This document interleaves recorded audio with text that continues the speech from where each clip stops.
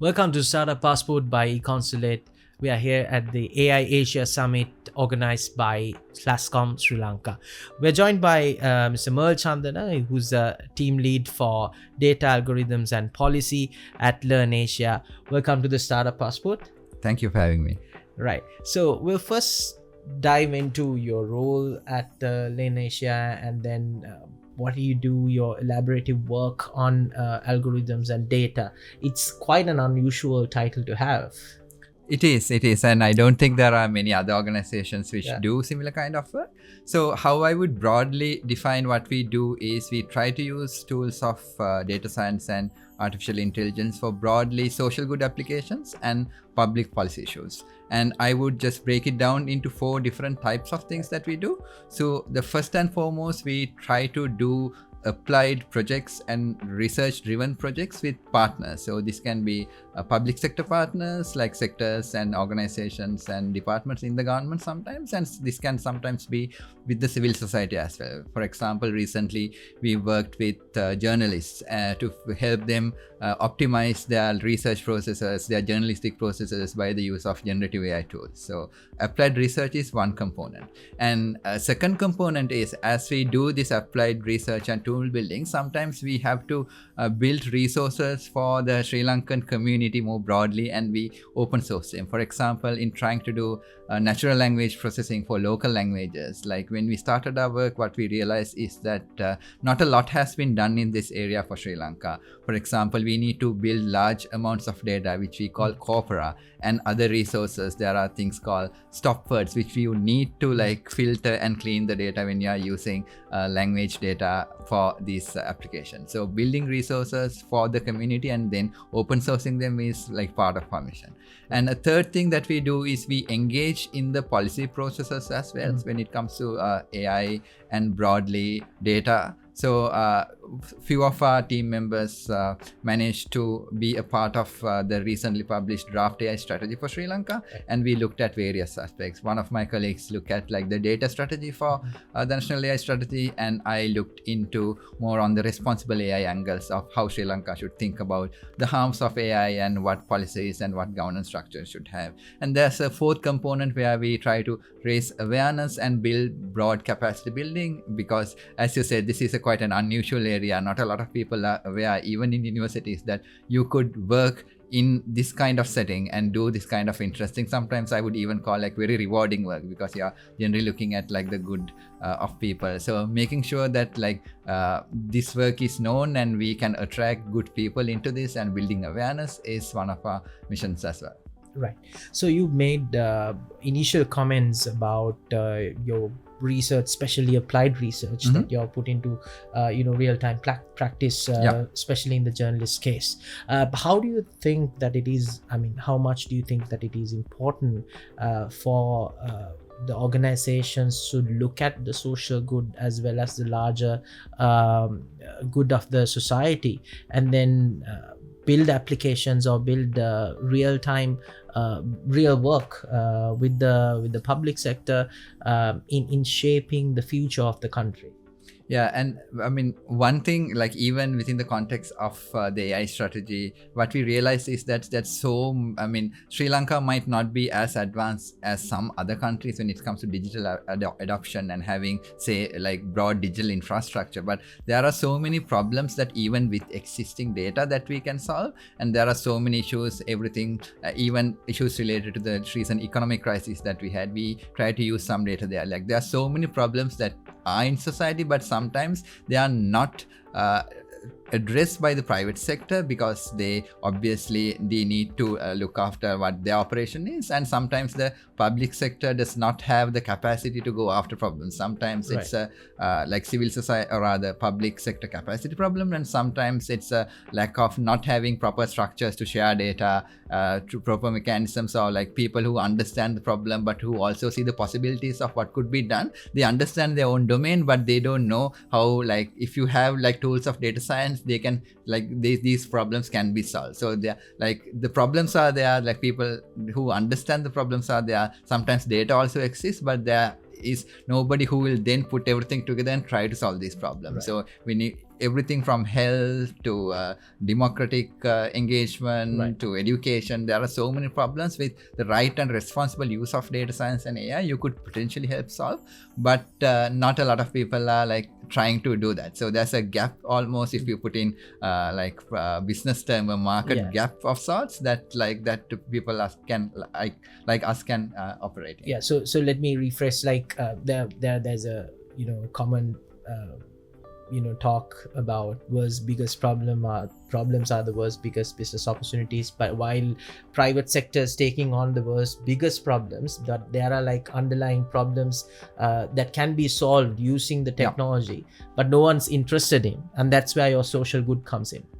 You're right, and sometimes it's not even that like they are interested in, like there are things like, I think economics things that are called like market failures, which are not like failure of the market or anything, but it's just that these are problems that like public sector is uniquely positioned to solve, like in their normal operation of business, like private businesses are unlikely to solve, right? Everything from say the benefits to people who are poor, like cash transfers and social assistance that like people need, and identifying the right people to give those give those limited resources that the government has, not something that the private sector can do, because it's like resources from the government that they need to better optimize. So giving public service delivery is fundamentally a job of like the government and the state, and helping them do their jobs better is like sort of like a big part of what we do.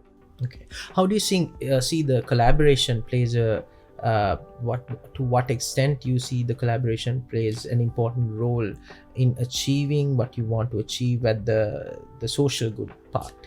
Yeah, the collaboration has been a bit tough, so we've tried like couple of instances. We've tried to we build like certain proofs of concept. So this is the problem that you have, this is the data you've shared with us, or data that is available, this is like a potential solution that you can work with. But when the government itself sometimes like finds it difficult to have the right processes to work with us to sometimes share the data, because they are not incentivized to necessarily work with external parties to share the data, because they are not driven, the way they operate is not fundamentally driven by a necessity to solve problems. They are to comply with the processes that we have. They need to like do the diligent reporting, but sometimes this kind of work is uncertain. You need to experiment and explore and see. Sometimes it might not work, sometimes it might work. That uncertainty sometimes hinders, and there are like sometimes there's also like, unfortunately,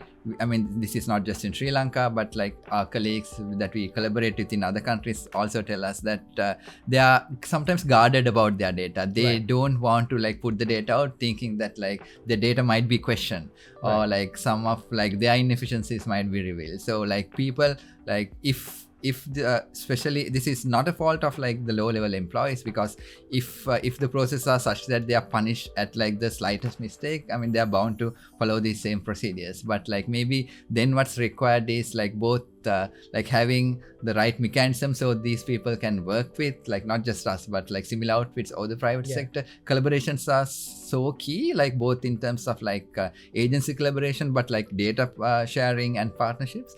But that's unfortunately is not the norm. We are coming at it through like individual use cases, but it's not a widely done practice. What do you think that we need to improve at the government level and also at the private partnerships levels to achieve this sort of having data is key these days, so clean data, and to a level where we can have the data in like a clean data lake and a warehouse, and then classifications to go to the levels that what you want to achieve in your work.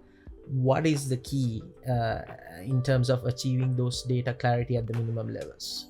I'll say two things. One is, I think there needs to be some understanding of like how government works with data.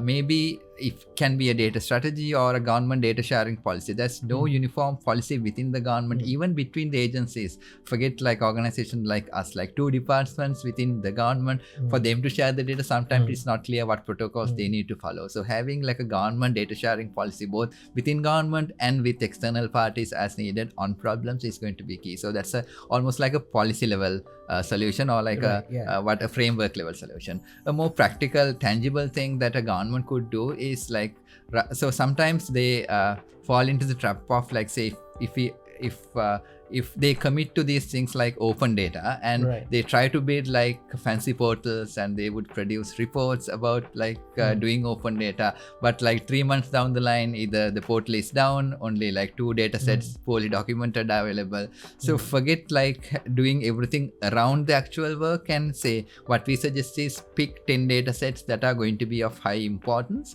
Make sure how you can share that data securely, have the right anonymizations, have the right safeguards in place, make sure this data is available to researchers and people from the private sector who are interested to innovate. I mean, even things as simple as, say, where do you have Sri Lanka's lakes and forests? Can we have like the shape files that are geographically marked that is available to everyone? For example, if like deforestation is a major problem in Sri Lanka, if you want to monitor like if the forests are receding or forests are like growing, has any tree planting campaigns being effective? So having like, say, like 1 year's worth of like land cover data, which says like, this is the entire map of Sri Lanka, a digital map of Sri Lanka. This area has forest, this area has water. Then you can train machine learning models for the remaining years with that ground truth data, and monitor, see like how the forests are increasing or receding. So identify like them. There are so many other use cases, like concrete data set, identify 10 important data sets, make sure there's a mechanism to share that data,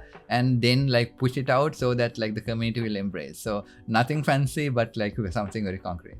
Right. Thanks, Merl. You've highlighted a few of the most important points, and then some of the areas I had in my mind about open data, so that the private sector and the rest of the organizations, the international organizations, can come and help build better solutions using the data that are available. Thank you very much for joining with us.